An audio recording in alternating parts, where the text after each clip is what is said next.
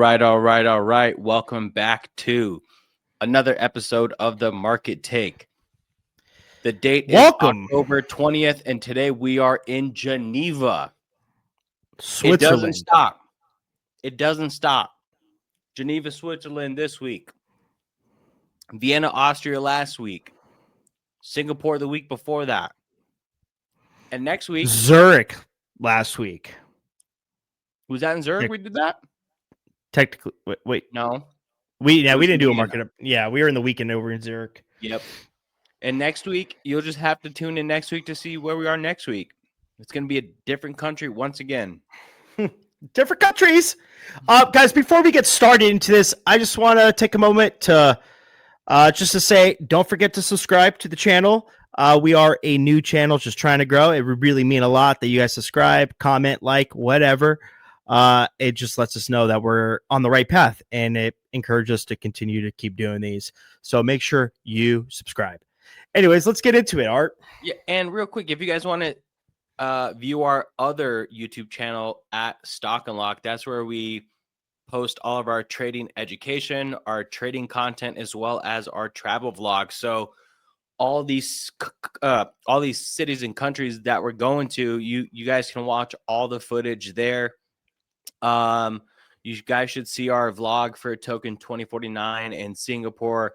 They're here very, very soon. And then that's where we also post all of our other travel vlogs. But yeah, Fody, let's get into it, man. Yeah, I'll make sure I link the other channel in the description. So yeah. Anyways, guys, let's start off with the world news. The craziest thing happened, what was it, yesterday, 2 days ago? The Louvre got robbed. Yesterday, yeah. If you guys don't know what the Louvre is, it is that historic, like the biggest, most historic museum in where France. The Mona Lisa is. Yeah, if not the world. Okay.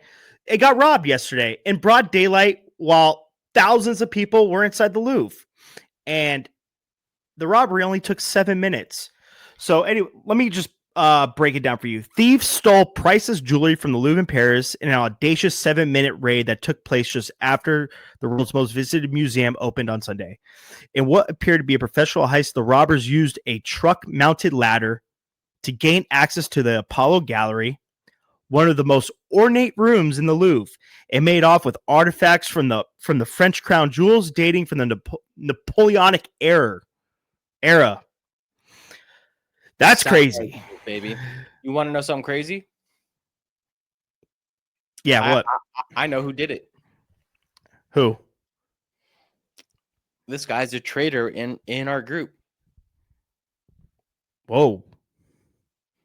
I'm not joking. I'm going to try to hide his name so I don't dox him. But kind of crazy to say right now. He goes by the Discord handle Rafstar. Hold on, I'm going to hide his photo too and his Instagram name. But I'm just kidding. He obviously didn't do it, but he was one of the last people in the room before it got stolen. Let me see that, dude. Hold on. He was literally at the Louvre yesterday, and I'm like, bro, you were literally there. He goes, dude, not only was I there, I just left the room, and then they were shutting all this shit down. He was literally in the room where all that stuff got stolen. Oh my! Here, let me open up the picture. Actually, let me download the picture, because when I open up the picture bigger, it still shows his name, and I don't want to dox him. But this is the room that it got stolen in. Crazy. Dude, what? That's so nuts. Dude. Crazy. And the stuff they stole was nuts. Dude, 2 high security display cases were targeted, and 8 out of 9 items were taken and remain unaccounted for, including a tiara and necklace worn by Queen Marie Amélie and Queen Hortense, the French Culture Ministry said in a statement. The thieves forced open a window using an angle grinder. You know what an angle grinder is? I can't say that I do, man. I don't even want to try to act like I do. I feel like it's like like those grinders that they would cut glass with, maybe. Mm-hmm. They, like you've seen the movies, like they go.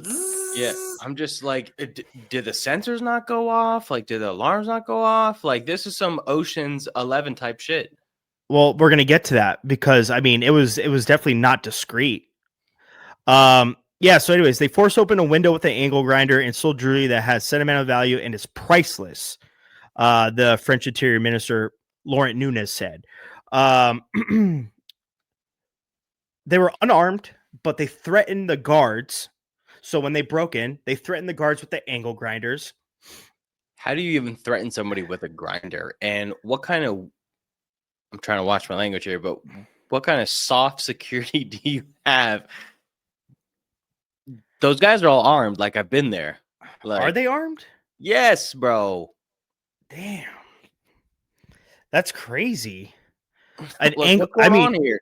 You Should can't we just take out. let's just You can't take out some mace. You can't take out a baton and break some kneecaps in. well, let's see what an angle grinder looks like. Maybe it's a scary looking. Oh, it's exactly what. Well, it's exactly what I was thinking, talking about, dude. Yeah. What the No. heck? What? Something's not adding up here, man. I don't know. That's a little. You know what? Maybe it was just a insurance job. Or, you know what? You know the Mona Lisa. Do you know why it got famous? Why did he get famous? The Mona Lisa was extremely unpopular, extremely unfamous. It got its notoriety. I was struggle saying that word because I'm like half retarded, but it after a heist, after it was quote unquote stolen, and almost everybody in the art world says that the Louvre planned that because after it got way more popular, the painting got way more popular, and the museum got way more popular. So what if they're like, sales are kind of declining? Let's just stage something again. It wouldn't be the first time this happened. That's Makes you it's wonder. so wild. You can only imagine like this has to be the most surveyed place, even the most surveyed area. And these guys got away on motorcycles, man. They got away on motorcycles. This is stuff you see out of the movies. But they did leave one item behind that they dropped, and it damaged it. And that's the Crown Empress of Eugenie, the wife of Napoleon III. Yeah, so that got left behind. They also left behind one of them left behind their disguises, which was like a fluorescent yellow jacket to make them look like they were like a maintenance staff, and they left behind 2 angle grinders and a blowtorch and gloves and a walkie-talkie. They just left it all behind. I mean, this is just some It's either some Ocean's 11 shit and we're going to see a movie made out of it, or the inside job. Because I remember now I don't remember the dates, but it was like 1920 or even before in 1920. But basically, an employee at the Louvre stayed there overnight hidden and stole it. Wait, say that one more time. When the Mona Lisa was stolen, it was stolen by somebody that worked at the Louvre and just hid there overnight when they closed it, and basically like hid somewhere, right? And then at night, when everyone was gone, started the thievery process or whatever. How did they get the Mona Lisa back? Do you know? Or like how did they catch them? That I don't know. They do this. What comes to my mind though is when you steal all this jewelry is like, how are they going to sell it? Yeah. Well, they're probably going to melt down all the gold. They're probably going to make it into a bar or something. No. They're going to recut the gems. No. That would kill all the value, no? Because you're going off like people that buy this kind of stuff. We're talking like criminals, like oligarchs that like when they have their most trusted friends over, like, dude, you guys want to see my secret collection, check out this shit that I have. So, dude, totally a possibility, but again, these things don't have a price tag on them either. Like they were never for sale. There's no market for them. But then again, one of the representatives, Nunez, said that what they're probably going to try to do is break down all the gold and recut the diamonds. Because when you go, I mean, you understand these things have like thousands of diamonds on them, a lot of gold on them. Yeah. And they're probably just looking at it like that. But I mean, it's not too far fetched for these to be sold in whole on the black market. And like you said, be in some crazy oligarch's basement or billionaire's basement, like kept under wraps, Mm-hmm. But I mean, that's not too far fetched either. I'm looking at the photos of the stuff that's stolen. Man, it's beautiful, especially the green pieces. Ugh, man. Yeah. Mm. You know what I was thinking of too? It's like, what if this was an inside job like you were saying by the Louvre? Because if I don't know if you saw, but France got knocked down in credit rating by the S&P from a AA to a A. Whoa. So now it's more expensive for them to borrow money. Interest rates are probably going to climb the country. Maybe it's just get some tourism up. That's what they were saying about the job that was done in the early 1900s with the Mona Lisa. So that's the only reason it got famous too. And now when you think of the Louvre, you think of the Mona Lisa, which by the way is mad overrated. It's way smaller than you would think too. All right. Moving on. I know you're gonna hate this one. Tell me. Oh man, Trump. Are you gonna bleep these out, or should I not curse? Don't curse, please. I can't. Right. I don't have an editing software. And don't say the R word anymore, please. Thank you. Just say Riri. Yeah, that's fair. But Trump, student loan forgiveness. Wasn't this one of the main things he campaigned that he was going to get rid of? This wishy-washy Riri. The Trump administration. This rigmarole trinket administration. What's he doozy? What's he wazzy? He literally gave so much crap to the Biden administration for this because it causes inflation, yada yada. It goes on the taxpayer, which it does. This was like a big thing he was talking about. But let me not interrupt you anymore. It just aggravates me. This freaking trinket. What they say in Armenian is chanchul, which basically means rag. Like this guy's just like a rag with no spine. He campaigned on a huge, big tough guy, but he's just a chanchul, as they say. Chanchul. Well, I still want your take on it, but like for the people that don't know, let me just give you a brief synopsis of what's going on. The Trump administration has agreed to cancel student loan debt under programs it had partially blocked, reopening a path to student loan forgiveness for millions of borrowers. The outcomes is the result of an agreement reached on Friday between its U.S. Department of Education and the American Federation of Teachers Union.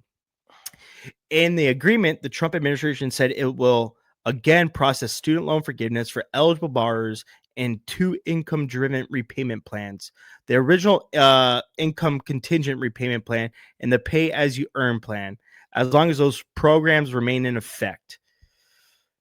Dude. What are we doing? I mean, I would have went to university and just someday these loans will get forgiven. Someone else will pay for it. Listen, now, for the people that are drowning in student debt or have a lot of student debt or have student debt in general, I mean, this is dope. I mean, it's cool, but like, it's just go ahead, like you were saying. No, I'd say like the only exceptions that I could see viable for this is actual extremely low income families, extremely low, right?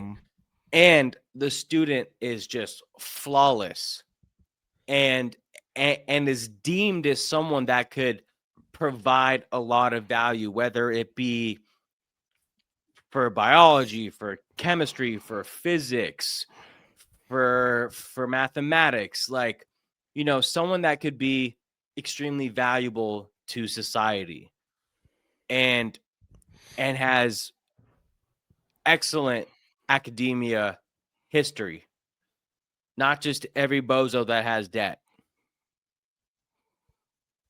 And that's like what, one in I don't know how many thousands, but It's not a this lot, is yeah.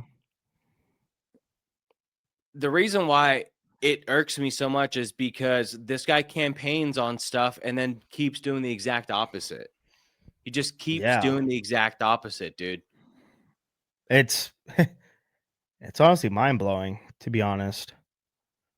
Uh, I mean, we got bamboozled, man. We got thrown through a loop-de-doop-de-doozy. It was a psyop. Uh, you know? And listen, it in the beginning, I wasn't even mad about student loan forgiveness when Biden said it, to be honest. I really wasn't. Uh, it's just like we're saying, it's the principle. Like this guy, he's turning into like I don't know, a people pleaser. And that's not why the people elected him for, you know? Mm-hmm.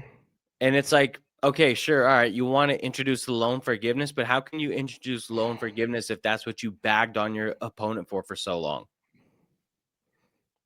You can't just say one thing, get elected for that one thing, and then not do it. You're just going to ruin your name. You're not going to get, like, this looks really bad for the Republicans. And you know what? I didn't even want to bring this up either because we've talked about it so much. I just didn't even bother putting it in the notes. But dude, him with Ukraine and Russia, right? A couple weeks ago, he's all for Ukraine. He's going to supply Ukraine with everything. Like he wants the EU to get to fund Ukraine more too, and he wants to help Ukraine take their territory back. And then just today, yesterday, there was a super tense meeting between Zelensky and Trump, basically saying, you should probably just meet with with Putin's demands and just get this war over with. And if you guys don't know what Putin's demands are, basically he wants to keep the whole Eastern territory of Ukraine, and he doesn't want Ukraine to join NATO.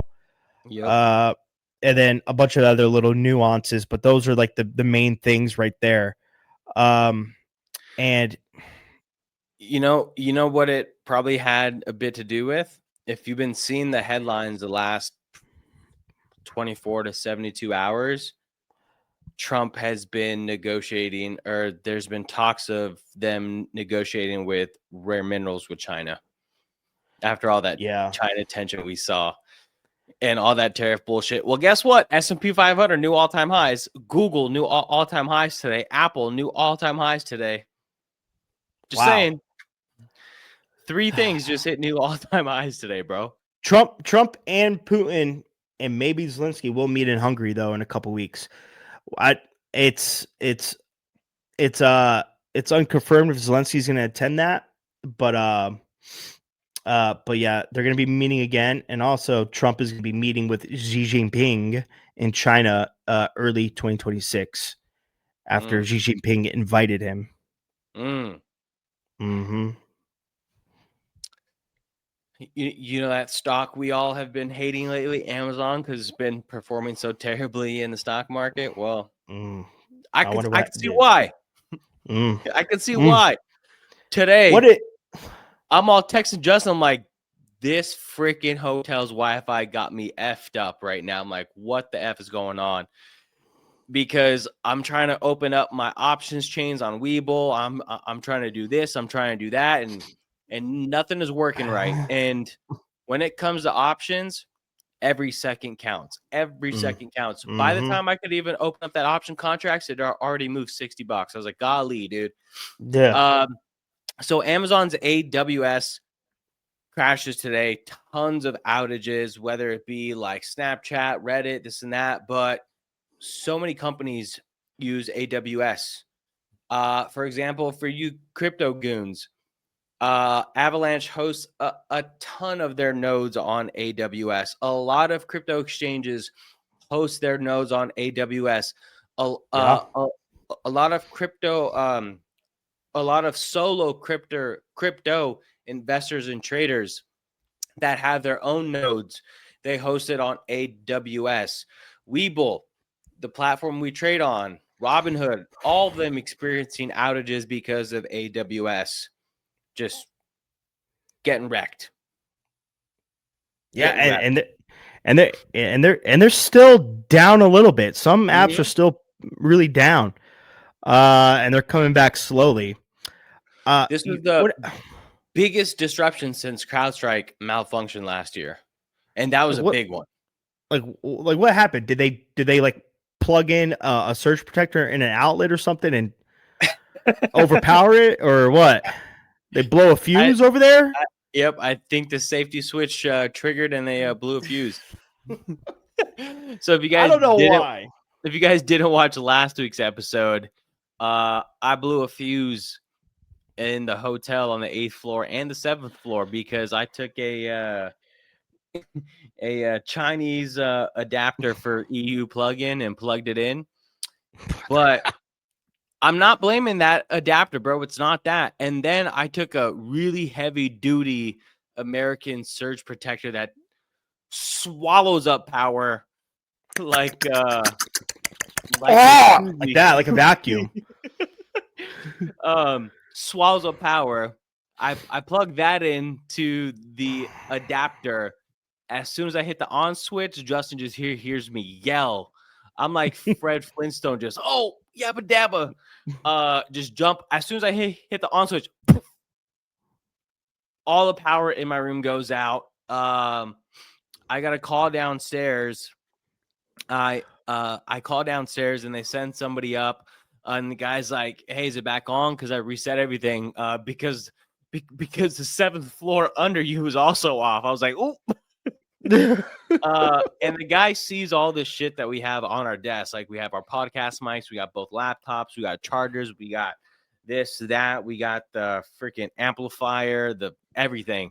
And the guy's like, maybe just don't plug in everything at once, huh? I was like, whoops. I don't know. I'm just envisioning someone at Amazon right now in the breaker room with like putting two wires together.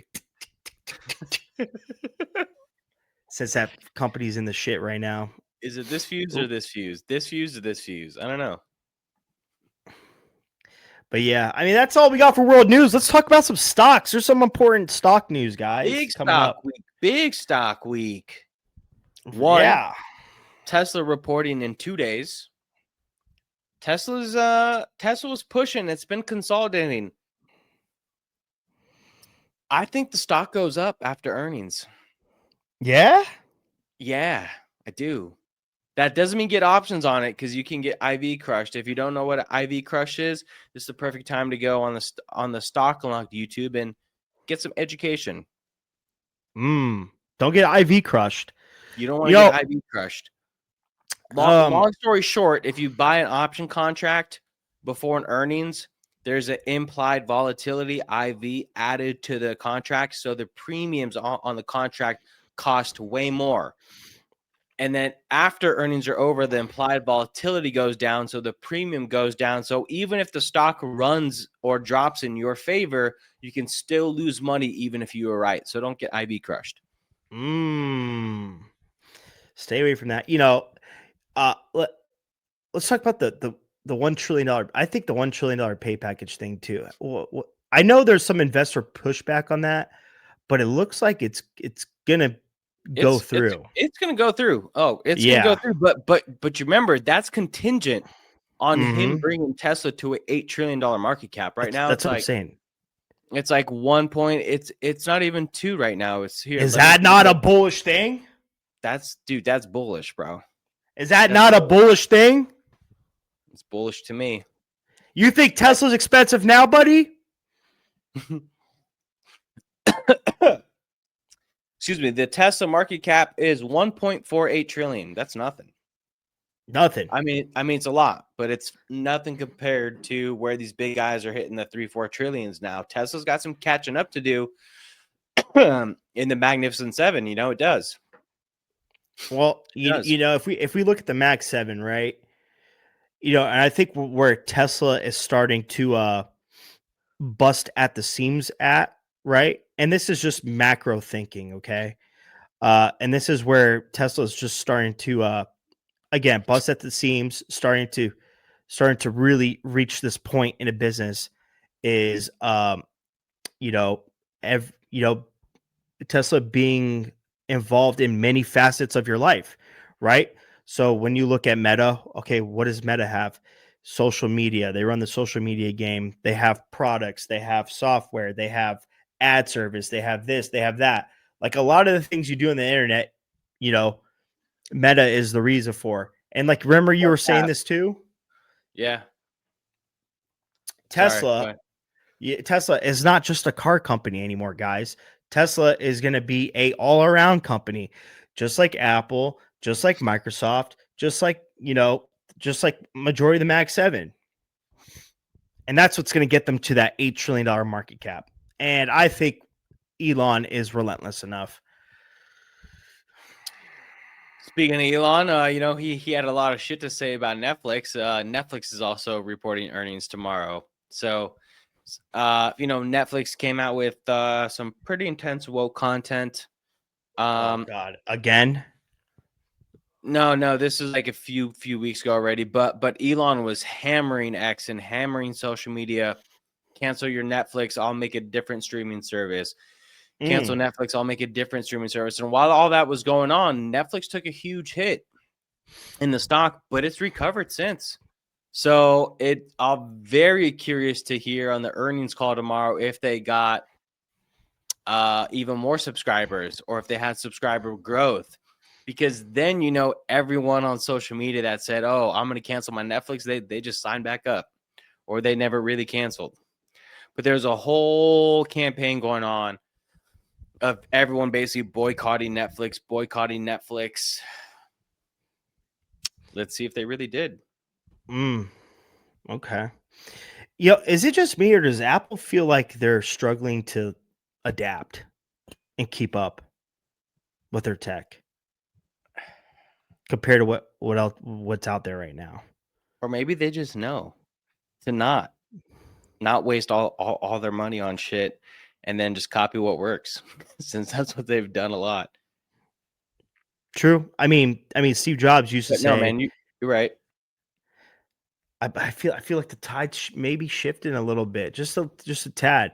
Yeah, I mean, Steve Jobs, and I got this from a podcast I just watched recently, but Steve Jobs used to say is he used to say, and shout out to Kevin O'Leary, but he used to say, I don't give a shit what other people like. It's what I like. They'll buy what I like. But I think, Apple's been kind of living up to that mantra ever since. But the point I'm trying to make is there's finally, and listen, guys, if you think about it, Apple is the king of touchscreen. A majority of their products are touchscreen. Your phone, iPad, um, you know, whatever else they have, like it's very all of it's very touch sensitive, except for one thing, and that's your MacBook. And now they're coming out with a touchscreen MacBook. Do you think the consumers are going to eat this up, Arthur? I don't know, man. That one's tough. I mean, my dad's used to like a touchscreen laptop, so every time I'm showing him stuff on my computer, he like touches my screen. I'm like, Dad, like, what are you doing? If it ruins like the display quality they have now, people are gonna hate it. Because I'll tell you what, Mac screens are insane. The colors they push out, no other screen does better. I don't care if you have a $5,000 LG screen, $5,000 Samsung screen. I've had every screen under the sun you can think of. Mac screens are beautiful, immaculate. It's if they keep the same quality, I think people will get it. They will. When they try Do that you see touch yourself bar, getting it? yeah, I would get it if they have the same quality screen. I would have to wipe my screen down a lot, but What chip are we in right now? Are we in M6? yeah, we are. Okay, well these will have the they'll have the M6 chips too. Mm-hmm. But what were you saying about the touch bar? Because I have a MacBook with a touch bar, and it finally gave out. Your touch bar gave out? Yeah, it doesn't work Oh anymore. man, Turned I didn't off. know that. Turned off. Wow. Um, I personally like the touch bar. I thought it was pretty convenient I when you liked it wanted too. to like send out emails and stuff. Like you didn't have to like drag your mouse up to send the email because that like send button was right there on the touchpad. It was super easy. Dude, I mean, I've had that laptop since 2017. And the touch bar finally gave out. So I had some decent life into that. Mm, Maybe I like maybe it. it'll come I back. like the touch bar. We'll see how the touch screen is. Again, like I said 3 times already, if the quality of the screen stays there and stays good, then I'm a buyer. I'm a trier for sure. It would be nice to touch it. Yeah, little boop, little boop boop, little boop boop. Yeah. I mean, Guys, they have the screens down on the iPads, right? So, yeah. Guys, you've heard me rant about them before. You've heard me talk about them before. You know how, man, I said I've never felt like this for a company ever since Palantir. Okay. I just got off the phone with Palmer Luckey. You know what he told me? If you guys don't know, if you guys don't know who Palmer Luckey is, he is the founder of Anduril. If you know who Anduril is, they are a defense company making state of the art, cutting edge, futuristic defense weaponry and defense vehicles and so forth, mainly autonomous. But they just revealed their Eagle Eye, which is yeah. So did you give him that name because we came up with the term eagle eyes back in middle school? Yeah. So they just revealed I did shoot him a message. I was like, you should probably call this Eagle Eye. When he was like giving me a private demo, didn't have a name yet. I said, Eagle Eye seems pretty cool. Anyways, Eagle Eye is basically like a VR set for soldiers, a set of goggles that where you could target enemies with, you could lock on enemies with, you could do everything, pretty much all inside the goggles. It's also has night vision built into it. It has thermal vision built into it. They literally look like sunglasses, bro. It's so sick. It's insane. It's insane. And like the sensors for it are on the help. So you put the glasses on, right? You put the helmet on. It's not mounted on, but you have like these very slim, sleek set of sensors right here that power the glasses. And it's super lightweight because, guys, if you don't know now, right now the technology is this: you have a very heavy mounted set of night vision goggles on the front, and then you have the battery pack on the back, right? And there's also an offset of weight. It's very heavy in the front. And you have to put like counterweights in the back. It's very clunky right now. He slimmed it down. Like, if you watch the Joe Rogan podcast, you'll see it. He shows it and he displays it. It's pretty slick. It's pretty cool. It's pretty lightweight. Seeing how on that podcast, like if you're looking at a wall, you can see like the soldiers behind the walls, and then like you're just aiming at them, and then as soon as they pop out the walls. Well, yeah. So, like, I mean, you can lock on them when they're not behind the wall, but if they go behind the wall, it'll continue to track them. Crazy. That's super awesome, and it works with like lasers for your gun and everything. Just like, and you don't need like all these like extra accessories to like work a laser. Super sick. But anyways, guys, uh, if you know, Anduril's been teasing an IPO soon, just haven't released a date yet, but they just got a huge army contract. And it's not for what I was just talking about. It's not for the Eagle Eyes. It's actually for drone defense. So Anduril has a suite of drone defense technology too.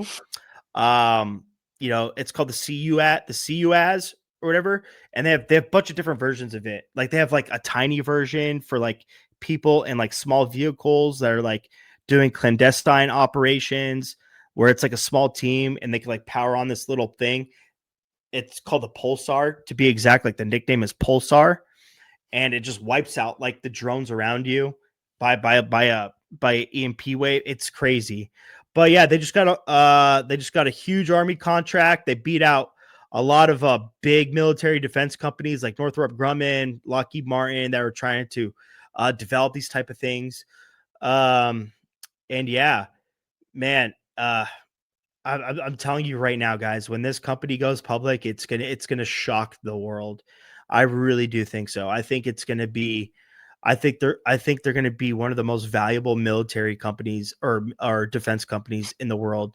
And I think, I think they're going to easily rival, if it isn't obvious already, but easily rival, Raytheon, Lockheed Martin, Northrop Grumman. Companies have been around for like literally 50 years plus creating defense tech for our military.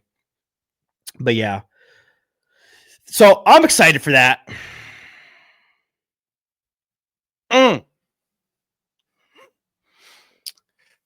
You've been talking about them for a year, longer. Yeah, dude. I'm a fan, man. I'm a fan, dude. Like Palmer Luckey to me, is up there. In terms of like brilliance and just innovation, he's up there with Elon Musk for sure, hands down.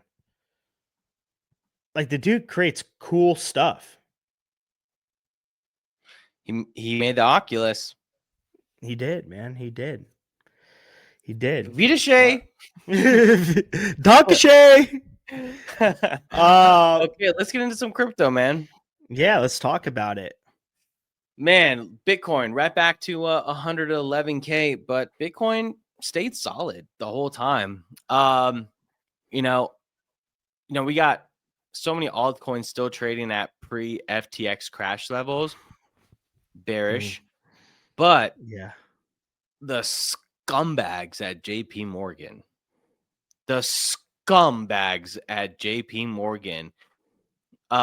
If you saw the news, which I know you did, but JP Morgan Chase blames crypto sell-off on native crypto investors. For you not in the know people, the native crypto investor is your diehard hodler. We don't panic sell like that, but no. Let me continue. JP Morgan scumbag Chase blames crypto sell-off on native crypto investors and not institutions. What they mean by this is the people investing on chain. And this all this just irks me because one, JP Morgan was yip yapping forever saying crypto's a scam, Bitcoin's a scam, yada yada yada yada. And then they're trying to blame the diehard believers that we caused the sell-off. And I'll tell you what, we do not have that much firepower like the institutions. And you guys heard me go on my rant last week's episode. This was the most coordinated, orchestrated crypto attack ever. And like I said before, if you ask me, I think the WLFI group had something to do with it. I think Binance had something to do with it personally. Crypto investors, the diehard native ones, they hodl. How dare you? How dare you? How dare you, Jamie Dimon? How dare you? Oh, you finally want to dip your toes in crypto and it goes south like you're some fucking like you're some rookie. You're acting like a rookie in the crypto space, like it's your first time in the market, and you got hosed because you bought the top, dummy. Dude, I don't even think they got hosed. I think they're just trying to yip yap and talk shit. It's like, dude, it was, first of all, it was no one that hodls that caused this. Yeah. And the people trading on leverage and people that got liquidated, they do not have the firepower for this. At the end of the day, they don't have the firepower to make this big of a move. And not only that, it would take way longer for us to do that, to offload. They did this in 2 hours time. I 2 mean, hours Arthur, time. you know, bro. Remember a month ago when that, or 2 months ago, that Bitcoin whale sold 9 billion and it didn't even put a dent in the It market? didn't do anything. Come And on, you gotta right, try to tell me. and this whole stuff with them saying, oh, it wasn't the institutions. That, dude, that's just them trying to scare more retail so they could buy up all the Bitcoin. That's all the institutions are doing. We've talked about this so many times. I already sound like a broken record. But for anyone that's new, here's how this goes, okay? This happens every single time, okay? Talk to them. The big money, the whales, the institutions, they buy Bitcoin, Bitcoin surges. Then they trickle it down to Ethereum. Also, big whales, big institutions, okay? They make all their money, they have all their fun in that. Well, how do you attract a retail investor? Well, they can't afford Bitcoin anymore because of the surge, right? They can't afford Ethereum anymore because of the surge, right? And because they cost too much, right? Bitcoin is now in the hundreds of thousands and ETH is in the multiple thousands. That's a lot for the normal retail investor. So what do? They start to pump altcoins, right? Or they pump whatever narrative is the in narrative at the time, right? First, it was the gaming coins, and then it was the metaverse coins, and then it was NFTs, and then it's like RWAs, which I'm bullish on, but and then it's like they just pump meme coins and this coin, every altcoin to get the retail money in, retail money in, retail money in. Retail money starts to make some money, and then they leverage, they make some more money, and then they over leverage. And then when the big dogs are like, hey, well, we fed our scraps to the little guys. It's time to get all of our money back. They implode the alt market. All that quote unquote dumb money goes right back up to the top, and then the cycle starts over again. And if you don't believe me, I've said this a million times too. Look what happened in the pandemic. All the Big Mac 7, all these big stock companies, right? All the little people, right? They all got stimmy. Everybody had money all of a sudden. Everybody had money. Everyone was buying shit, this and that. We were getting sale after sale after sale. And then what happened? Everyone went broke, right? All that dumb money went broke again. But who didn't go broke? Amazon, best sales ever. Apple, best sales ever. Nvidia, best sales ever. All the dumb money went right back up to the top like it always does. This shit happens over and over and over. I've explained this story 1,000 times. And I'll continue to explain it because this shit will happen over and over and over and over. Over and over and over and over and over again. I mean, yeah. You're spot on with that, dude. I mean, just the nerve, man. It's just the absolute nerve. All right, guys, we got something pretty interesting happening right now with Bitcoin miners. Okay, the Bitcoin, like a lot of these Bitcoin mining companies are public, to be honest. Yep. And their stocks are actually outperforming Bitcoin itself because these miners they've adapted right to the price volatility of Bitcoin, and it being not as profitable to mine Bitcoin at the moment. Guys, what are Bitcoin miners? A bunch of GPUs. So what else are they doing? They're now aiding empowering AI and high performance computing, not just mining Bitcoin. This is a hybrid business model that they've developed, and it's gotten noticed. And that's what's actually causing a lot of these Bitcoin mining stocks to pump. Is this exactly right over here? I mean, just look at my baby hut that I've been telling you guys to buy since it was $9 to $10. The one that provides all the infrastructure and mining equipment to American Bitcoin. That is also now public, ABTC. You guys don't know what that is? You guys really need to be paying attention to these shows, because we give you guys the juice when the juice comes out. ABTC, American Bitcoin, was a huge sponsor in Singapore at Token 2049. But what's more important than that? So Hut 8 is a huge mining company. They are second compared to Mara. That's first. Mara holds the most Bitcoin of all mining companies, and Hut is number 2. Well, the Trump family sparked a deal with Hut 8, and they made American Bitcoin because Trump was very adamant on the U.S. being the crypto capital of the world. Okay, so they partnered up with Hut 8 and made another company called American Bitcoin. And when they did that partnership, it was not public. It just became public pretty recently. It was not public at the time. So the deal was the Trump family gets behind American Bitcoin, right? And of course, if you have the president behind you and the regulation behind you, fantastic. How does Hut make a profit off of this? Well, Hut provides the infrastructure, meaning building everything it takes to mine, and they provide the miners themselves. It's just a beautiful concoction. They found the money glitch, right? Now you have all these AI companies investing in the GPU companies, all the GPU companies investing in the AI companies. It's a whole money glitch circle jerk.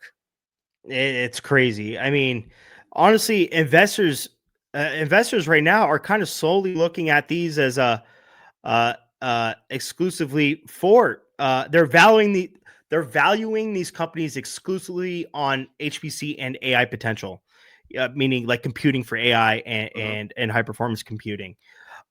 Two companies that we should also keep an eye on, to be honest, that have kind of been leading the charge in this as well, and they're publicly traded, is Cipher Mining Inc. and IREN Ltd. And if you guys are in stock long, we've been trading those bad boys. Shout out to Blaster, who gave those out crazy early, and they pumped hundreds of percents. Yeah, 300 to 500% to be exact. Yep. Yeah. I mean, dude. I mean, this is kind of cool. I mean, at least they found like another use case. I mean, dude, man, I kind of want my little slice of the pie. I kind of want to start like a little mining circle jerk in the basement or something, you know. Like and, those little rigs that they were trying to sell us at the Bitcoin conference in Vegas. Bro, get like 20 of those. So dude. Bro, all these companies do is literally lease out their equipment. That's all they're doing. They're literally leasing it out. Yeah. Man, awesome. But yeah, man, who would have thunk Bitcoin mining companies would be the way to go? I mean, we thunk that. Yeah. It's like, so cool. Like, well, I guess my point is this. It's like it's so interesting and crazy how like these like new business models pop up, right? That you would never think of, that become the narrative, right? Like hybrid mining companies, like, yeah, in hindsight, it's kind of obvious that they would do that, but nobody thought like a Bitcoin mining company that's labeled as a Bitcoin mining company was going to be a crucial component to artificial intelligence.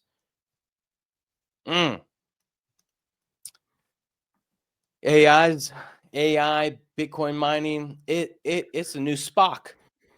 AI investing in GPUs investing in AI. Man, dude, I haven't heard of Spock in years, though. Have you? I don't even know what Spock is. Well, it was all the craze 2020, 2021 era, bro. Spock. Dude, a Spock is A SPOC was basically a legal way for you to get your company company listed as a publicly traded company without like any real data. Wow. Yeah. What was that Indian tech guy? He was the king of the SPOC rugs. What's his name, dude?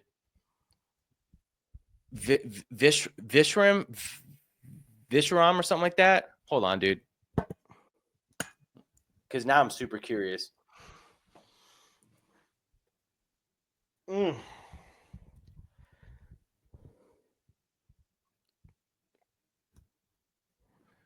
No. Here, actually, let me type in Spock scammer. It should pull up. Spock scammer. Bro, literally. Fuck, man, I can't find it. It's all right. But I think I know who you're talking about, though. Dude, you have to, bro. Yeah. Vishram. Man. Hold on.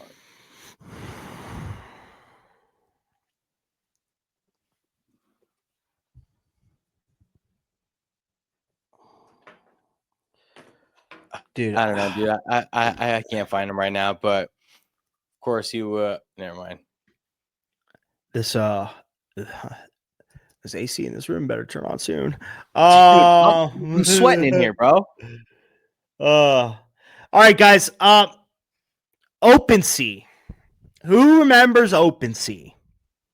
Arthur, I know you remember Opensea. Are they gonna give us an airdrop, dude? Because yeah, I transacted a lot, man. Well. Hot. Let me get into that. There's a lot to be said right here. But I won't talk about it for an hour. I just won't. But I'll give you the gist of what's going on. But yeah, OpenSea announced C is coming Q1 2026 on Friday. Guys, they launched the C token probably a year ago. I've mentioned it a year ago on the Stock and Lock Discord. We've talked if you about guys it before. If you guys were in crypto in 2021, like OpenSea was the main NFT platform that we all bought and sold NFTs on. Yeah. And we transacted a lot of volume on it.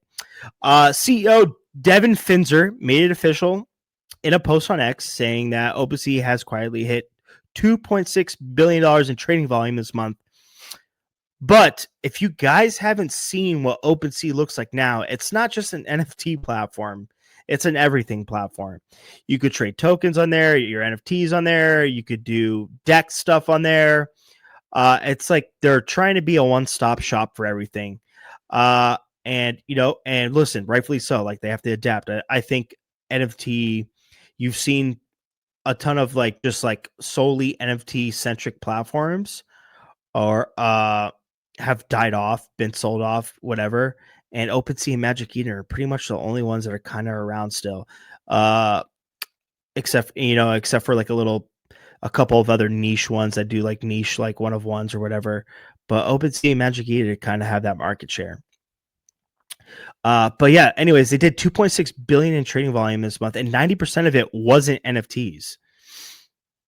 I mean, dude, these guys still do crazy volume. But yeah, the C token will launch next quarter with half the supply allocated to the community through a claim program tied to past and future platform activity. OGs and current traders both rewarded. So, Art, you're going to get a reward. I'm going to get a reward. Don't know if it's going to be big or small, and I'll tell you why in just a little bit.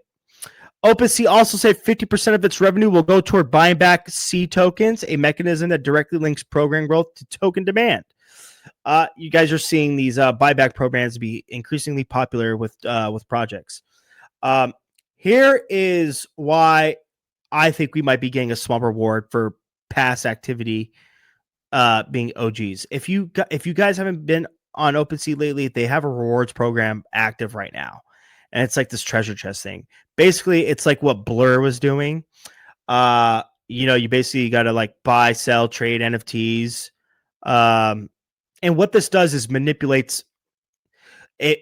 what happens is people farm this, right? And when you farm this, uh you cause really bad price chopping because people are just trying to farm as much as they can.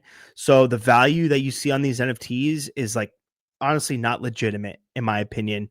Um because again, you have people trying to farm this to earn these rewards because the rewards pool on OpenSea is pretty staggering, and the only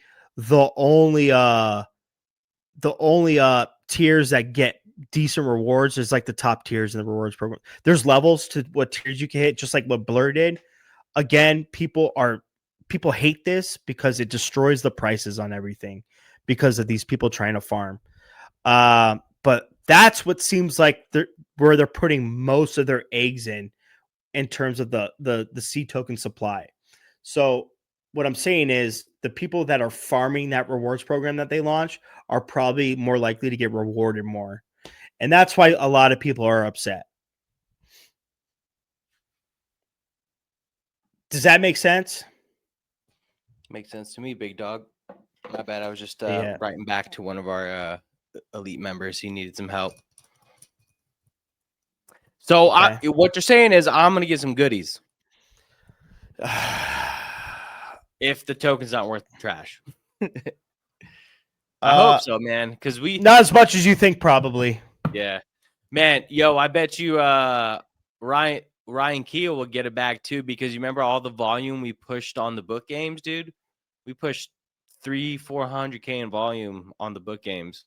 That wasn't even on OpenSea though. Oh yeah, you're right. You're right. It wasn't. You're right. It was on some. I think that was on literally Magic Eden or some other platform. I think it could have just been their own platform, even. True. But we all True. made True. money on True. that. Good job, Ryan. Shout out, buddy. Yeah.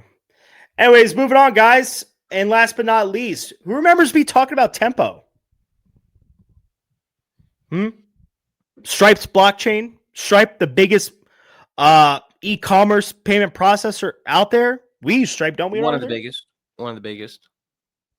Yeah. PayPal. Yeah. So, but yeah, dude, all of our payments go through PayPal and Stripe. Yes, dude, sir. Tempo, man. They're in the limelight right now. They just got a $5 billion evaluation. They raised $500 million in one of their funding rounds. Dude, Stripe had a freaking booth at Token 2049. Dude, and you want to know what else is crazy? They poached one of Ethereum's top devs. I think Tempo is going to be more than just kind of like a payment processing chain. I think it's coming, to be honest, I think it's coming to make some noise of being one of the dominant main chains. Wasn't now correct me if I'm wrong, but wasn't Polygon one of their like the providers for Stripe for crypto payments, and now is Stripe making their own? Like, yeah, it's gonna be all Tempo. See, dude, that's what I'm saying is like why would these big mega companies have a middleman if they could do it themselves? Bro, that's why I've become like, this is why I've been slowly becoming just only a Bitcoin and ETH maxi and Sol maxi. Yeah, Just makes total sense. Because without Ethereum, dude, none of this would exist, to be honest. Like Tempo's an EVM, right? Like infrastructure. We're talking infrastructure here. Solana has a pretty decent infrastructure for a ton of stuff already. They've made their mark in this in the space. Bitcoin is Bitcoin. And like, right? Yeah. Like what else do you need to look forward to? Yeah, people are building more on Ethereum, or they're building on Solana. And all these other ones are just some trinket, some shit. Some rigmarole trinket ass network. Exactly. You're right. Like, you're right. I hear you, I'm man. gonna throw shade right now. VeChain, like who the hell uses VeChain? Yep. Yeah. Who the hell literally uses XRP? I mean, dude, I told you my whole portfolio is now mainly Bitcoin, Ethereum, a little bit of Sol, and then I have a small bag left in Hype, a real small bag. But my entry was like most of my entries were 10, $11. So great entry. Yeah, I even have to sell off my baby Ondo, man. Yeah, dude. I mean, dude, Ondo. Mm, Ondo. I shoulda, woulda, coulda. These big companies are gonna get greedy. They just are. Yeah. That's what they do. But yeah, guys. I mean, that's all we got. I mean, that actually went a pretty good distance, but that's all we got for the market take today. You got anything else you want to add, Art? That's that's it, guys. Guys, keep an eye out on how Netflix and Tesla do on earnings, especially Tesla. It will set the tone for the earnings going forward. We got Google earnings in 9 days. Ooh. Nvidia is in 30 days. Amazon is in 10 days. Apple is in 10 days. So all the Max 7 big dogs are going to be next week and basically in the next 30 days. But like I said, really, Apple 10 days. Meta. Oh yeah, that's the only one. Let's see. Meta is also in 9 days. So I think what happens today and tomorrow is really going to set the tone, not only for those other big earnings, but for the whole market. The whole market. I think the tone is set in the next 2 days, guys. I really, really do. And I'm bullish on it, man. S&P 500 just hit all-time highs again. All right. So That dude. Woo. Yeah. Anyways, don't forget to subscribe.